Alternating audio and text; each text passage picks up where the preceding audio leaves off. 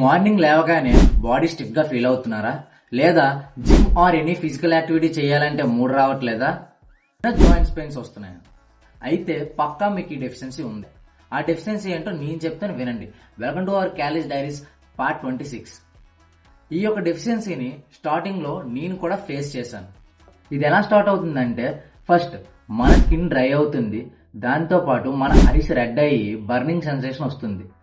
Second, మనకు joint pains అనేవి ఎక్కువగా వస్తాయి.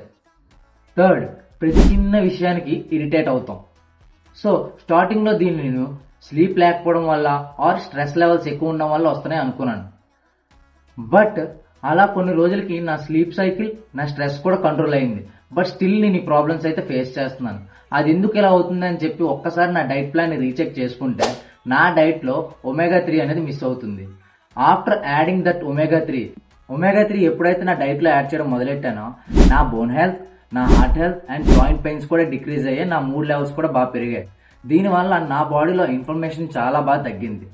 సో నేను చెప్పేది ఏంటంటే, ఎవ్వరు వాళ్ళ డైట్ లో ఒమేగా 3 ఫ్యాట్స్ మిస్ అవ్వరు అని అనుకుంటున్నాను. అండ్ మోర్ ఓవర్, దీన్ని మీరు ఎలా క్యూర్ చేసుకుంటారంటే, మీ డైట్ లో ఒమేగా 3 ఫుడ్స్ సప్లిమెంట్ యాడ్ చేసుకోండి. ఫుడ్ వచ్చేసరికి fatty fish or flax seeds, and supplement వచ్చేసరికి ఒమేగా 3 ఫిష్ ఆయిల్. ఇది గూగుల్లో కొట్టినా వస్తుంది. ఐ హోప్ ఈ వీడియో చాలా మందికి యూజ్ అవుతుంది అనుకుంటాను. Thank you.